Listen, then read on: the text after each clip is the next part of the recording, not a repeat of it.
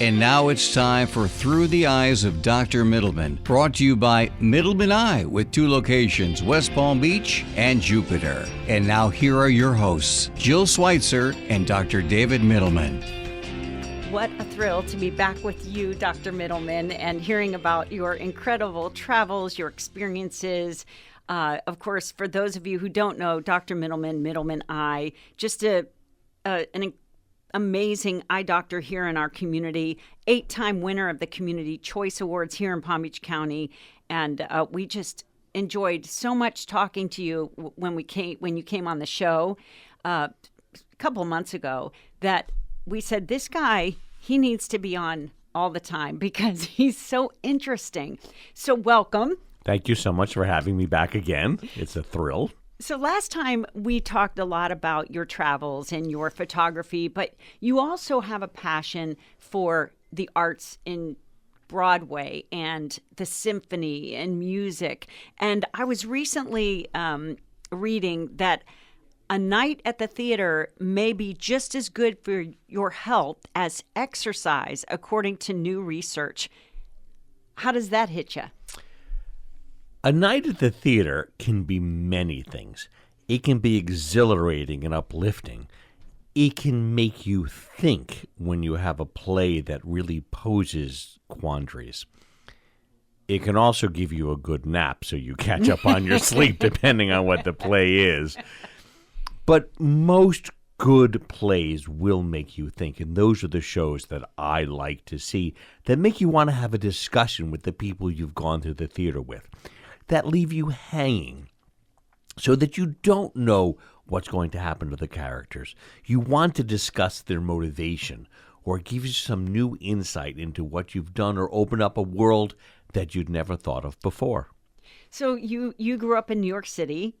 I grew up right outside New York City in a small town called White Plains. My grandparents lived in the city on 51st and 2nd. And as soon as I was old enough, I was allowed to take the train and spend the weekends with my grandparents. So I assume that meant going to shows? My grandmother took me to my very first show when I was 5 years old. And for listeners who think that 5 years old is too young to see a show, I remember that show as if it was yesterday. And it was almost 60 years ago. It was Mame. It starred Angela Lansbury and B. Arthur. Wow. So Angela Lansbury was a 5-time Tony winner. B. Arthur may be more familiar to listeners from All in the Family or Maude. They were both amazing actresses. B. Arthur, as you know, has a very deep voice. It makes mine sound like a high-pitched squeal. And when she first came on, I said to my grandmother, I whispered, because we were in the theater, and I was actually in a jacket and tie. This would have been 1969. I said, Nanny Audrey, why is that man so ugly? From the mouths of babes. There was a scene in Mame where young Patrick, Auntie Mame's nephew, is a child, and then he grows up. And they did this by having a very large Lazy Susan, and a young 13-year-old Patrick is typing on the typewriter, click, click, click, click, click, and the music is playing, and the Lazy Susan turns.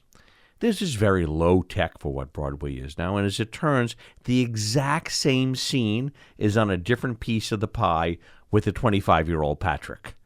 And I was blown away. It just was transformational right before my eyes in a play that I thought was uplifting and fun, but had a somewhat serious background to it. It was set during the Depression, and I was hooked for life. That did it. I understand that. So that sort of set off this love of Broadway. And so let's get into some of the shows that you've seen, the shows that are the most memorable, the shows that you would go back to over and over and over again. That's a great question because I don't generally see shows more than once. Sometimes if there's a revival with actresses that I want to see, I will go back. Having said that, I've seen Sweeney Todd 4 times. I love Sweeney Todd, and there's a reason why I love it. I was 19 or 20 when it first came out on Broadway. I was in college at Yale. I took the train down. It was about an hour and a half ride. I stood in the pouring rain. It was very memorable that night to try to get half-price tickets because I couldn't afford regular tickets. And I nabbed great tickets in the center orchestra for what to me was a king's ransom. And the show starts, and for those of you who haven't seen Sweeney Todd, it's about a gentleman who has a wife. A judge steals the wife, banishes the gentleman. He comes back as a barber with a different name and seeks revenge. So it very much is a revenge tale. So now I'm 19. I'm in the center orchestra. I'm not dressed like everyone else. I'm dressed like a college student who has no money because that's what I was. Soaking wet. When the scene comes where Sweeney Todd kills his first barbershop patron, he slices his throat. Blood goes everywhere. He pulls a lever, and this now cadaver goes sliding down this long slide with the biggest thump I had ever heard. There was an audible gasp from the entire theater, and no one had ever seen anything like this before. A murder on the set of Broadway, which was portrayed as real. And then the show went on, and we were all just spellbound by this. So I was captured by the show. I had this love of Angela Lansbury anyway from Maine, and it has been revived many times. One of the revivals was an interesting, although I think failed revival, with one of my favorite Broadway stars, Patti LuPone. Many stories about Patti.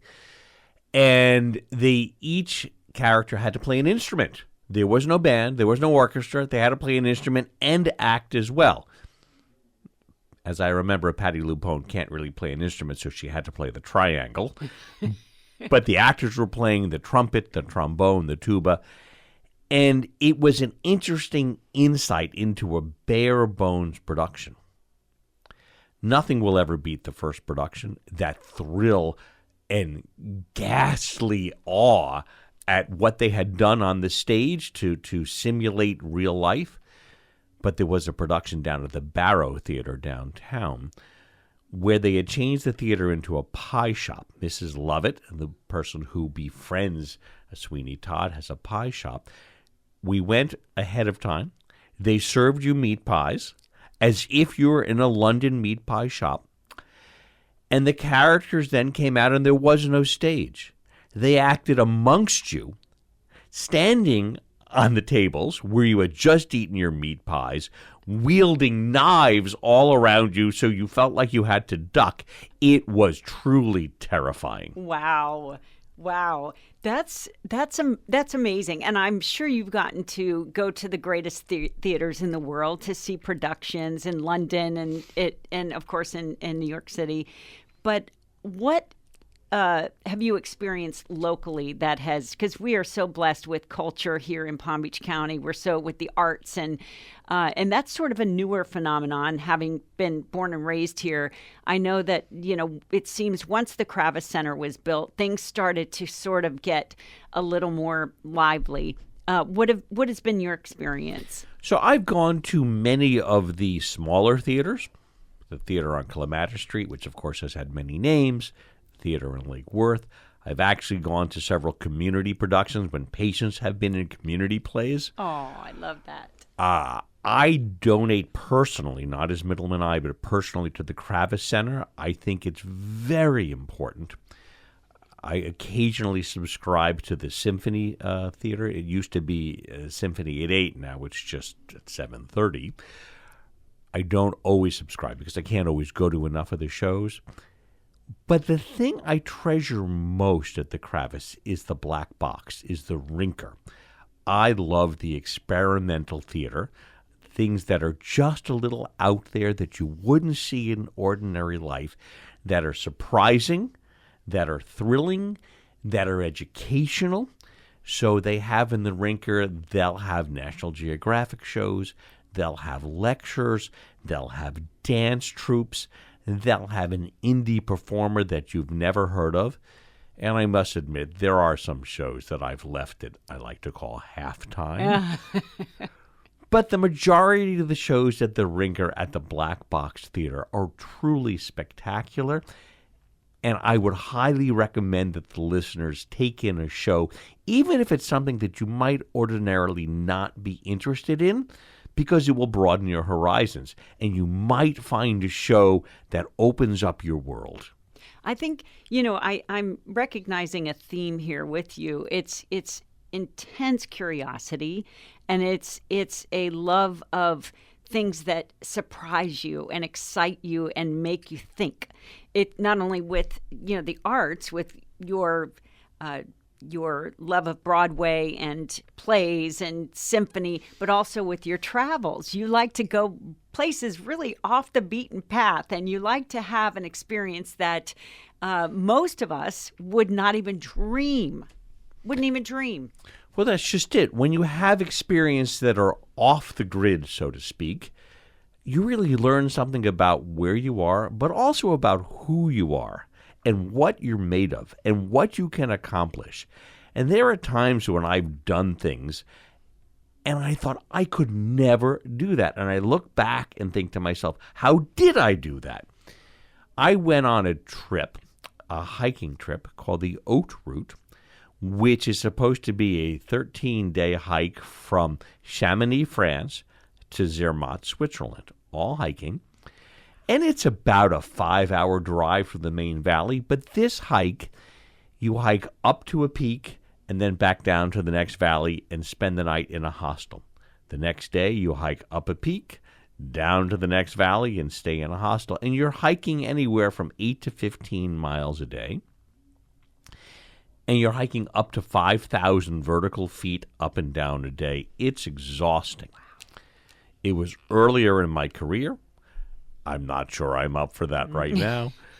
But I did this, and I didn't have enough time out of the office. So instead of a 13-day trip with 3 rest days, I did it as a 10-day trip from a Friday to a Sunday.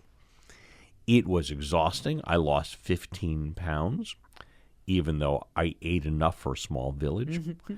The very last day, as we're getting to Zermatt, there are 2 routes. Now, most people do this with a guide, either in a group or with a private guide. I did it with 2 friends, and I was the guide. We had 2 options. Option 1 was to go to the right and climb up 2 ladders on a 300-foot wall, ladders bolted in, vertical ladders. You had to climb up with your backpack, the first ladder, halfway up, then transfer to the second ladder and climb the rest of the way without being hooked in. And there was no way I was going to do this. I value my life too much. There are too many people that are depending upon me. So I took the other route, the route less taken, because it was 2 miles longer. And this route went up higher vertically, and you had to walk up a shingle mountainside. Now, for those of you who don't know what shingle mountainsides are, it's as if there were small pieces of slate, one on top of the other, that were just holding on precariously, waiting to create an avalanche of stone. And you took 3 steps forward, and you slid back 2 steps. And I thought for sure I'm going to create an avalanche. To this day, I'm not quite sure how I did that. The feeling of victory, of accomplishment, when I got to the top, coupled, of course, with sheer exhaustion and gratitude that I was still alive, made that day memorable. I've got a couple of questions. Number one, a comment first. I think this sense of the only word that comes to mind is bravery. It doesn't mean you weren't nervous and scared, but you did it anyway. And that's kind of what bravery is. It serves you in your practice, I'm sure, because, you do things to eyes. You operate on eyeballs, and that's kind of a, not for the meek. But I have to ask, where did you get this? Is it just who you are? Was it just your personality, this sense of adventure and trying things? Or did somebody in your life really make that a possibility for you? I think that when you're born, you are who you are. My brother and I are 18 months apart, and we are worlds apart in the way we approach the world and the way we interact with the world. My brother doesn't like crowds. He doesn't like new experiences. He doesn't like to be stressed. I thrive on all of those things. Are you the younger? I'm the older You're brother. the older brother. Okay. So I agree with you. I do believe you sort of have, it's sort of set when you're born. And you said your mother was not encouraging in that way as far as, yes, go, fly, spread your wings necessarily. No, so I was very lucky that after a public elementary school, I tested into a very prestigious local private school and was given a full academic scholarship. And I was exposed to things at this private school that I never would have otherwise seen. And in fact, as an aside, all my worldly possessions will be going to my private school, setting up scholarships and all kinds of different things. I just had a trip there to discuss what we were going to do with it and how we could better this school, because it really was the foundation of everything that I've achieved and gave me that opportunity. So there are other bequeathals for local charities, but that's really where it's going to go. Wow. What was the name of the school? It's Rye Country Day School, or RCDS. Go Wildcats. Although I was not much of an athlete at school. So they gave me the opportunity to see things and do things and have experiences and see other people have experiences that I couldn't have. So to your point of my mother, I didn't know what snow skiing was until I got to this school. And many of my friends went snow skiing every winter with their families for midwinter break or Christmas break, and I was invited. And I was lucky enough to have friends that were wealthy enough that they offered to take me. And my mother said, absolutely not. You might break a leg. You are not going skiing. And so when I finally came to Florida after I was done with my training, the very first thing I did on the first winter was go to take skiing lessons, because I had my own money. It was my own life. I was living in my own house, and I didn't have to hear, you're living under our roof and you'll do what we tell you to do. And as it turns out, I went skiing in Vermont for 3 days at Sugarbush. It was minus 20. It never warmed up. There was no snow. It was solid ice.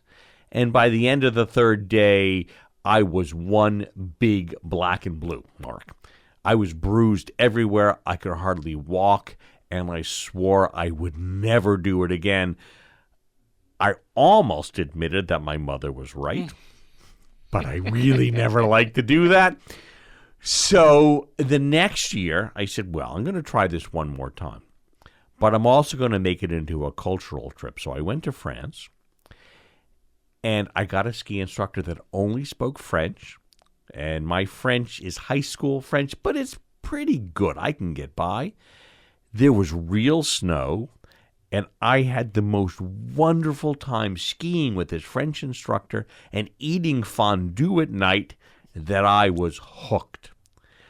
But it was only because I wanted to do this. And perhaps the fact that I was denied doing it when I was younger made me want to do it more.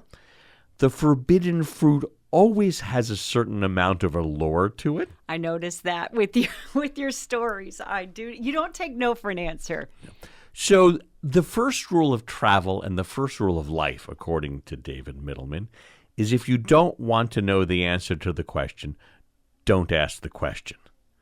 It's easier to say, I'm sorry, I didn't know, than to be denied. Can I take a picture of this? No, just take the picture. Can I walk over here and look at this statue more closely? Just go and the guard will tell you, back away. I like doing what I want to do, how I want to do it, seeing what I want to see. And I don't like taking no for an answer. Very interesting. We are exact opposites, by the way. But I'm fascinated by you because, and people like you, I think, fate favors the bold, and that is true. You have experiences I would never have because you're not going to ask permission, and you're not going to necessarily, if they say, no, you can't come in, you go in through the window, or you go around back to the back door.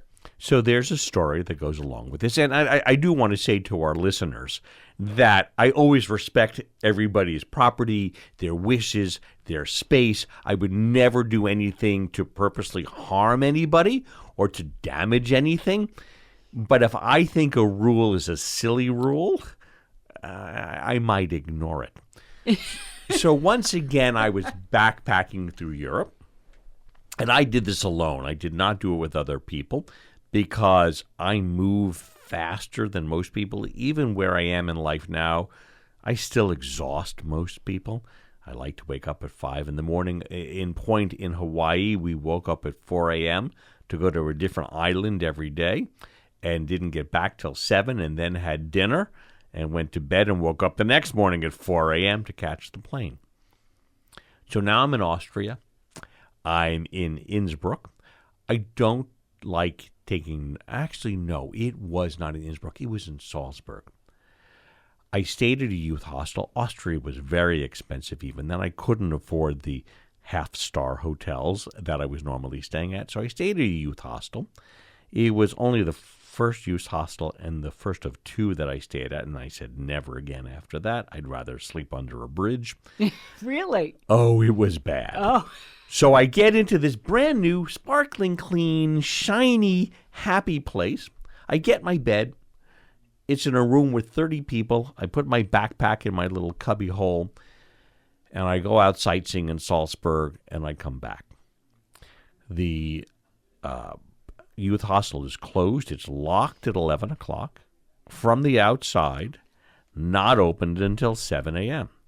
So I had a tour that I had to get to. I had to take a 6 o'clock train, and then I had to get to Hallstatt by 7:30.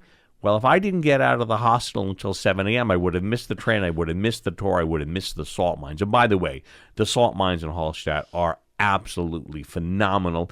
You don a white suit, you go down slides in the tunnels. It is a phenomenal experience that I highly recommend for everyone. So I could not get out of the youth hostel. Every door, every window was locked. So I'm not going to be stuck. And I'm thinking to myself the whole time, what a fire hazard. The Austrians should be aware of this.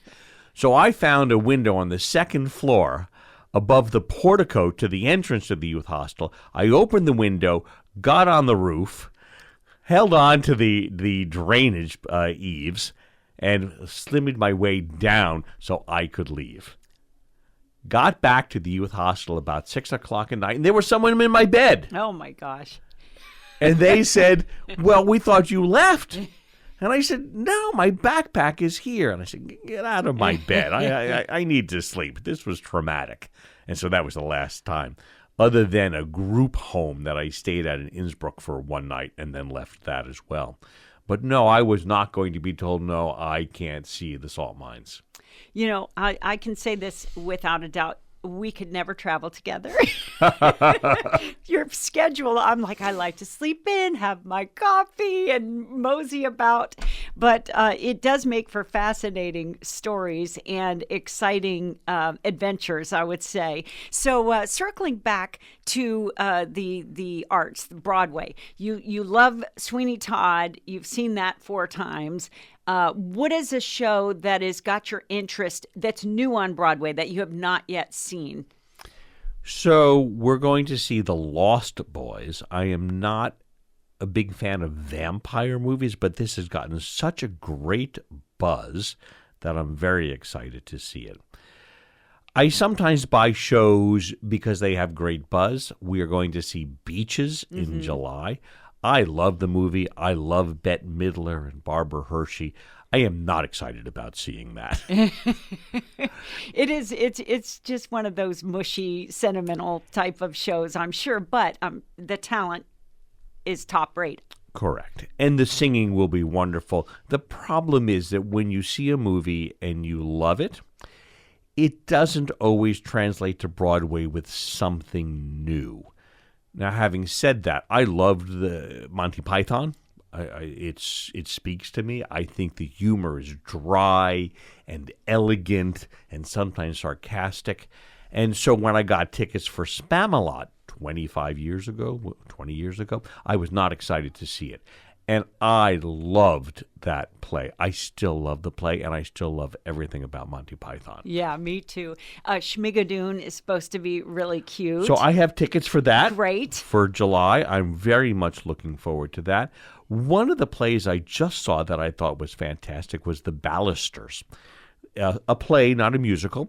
And The Ballisters is about a homeowners association, familiar to our listeners, and about what might happen if you want to place a stop sign in a historic district when somebody doesn't want it there. Oh, boy. Yeah, this area here in Palm Beach County can totally relate to that story. And it was a fascinating play. So it purports to be about the homeowners association, but it's really about racism and the way people interact with each other and little fiefdoms. And it was fascinating and moving and left you thinking about what do people really think when they're smiling at you saying something. Oh, boy, isn't that the truth? Isn't that the truth? You never really know. And again, theater that makes you think. Isn't that Palm Beach Drama Works? They do a beautiful job with their plays, theater that makes you think. Palm Beach Drama Works does a great job, and they have a great theater. And I highly recommend to our listeners that if you've never been, you take in a show there, because it is an experience. Make it a show you think you're going to like, because I'd hate for a show that you don't like to ruin the theater and ruin your view of Drama Works, but they do a really wonderful job. They really do. All right, so we are going to wrap up for today through the eyes of Dr. Mittleman. Always fascinating. I'm always learning, and I'm going on adventures vicariously through you. Once again, thank you for having me. I look forward to the next time, and hopefully, listeners, you'll tune in again. Thank you for listening to Through the Eyes of Dr. Mittleman here on Legends Radio. You can tune in every Saturday morning at 8 a.m. for another edition, brought to you by Mittleman Eye, 561-500-2020 or mittlemaneye.com.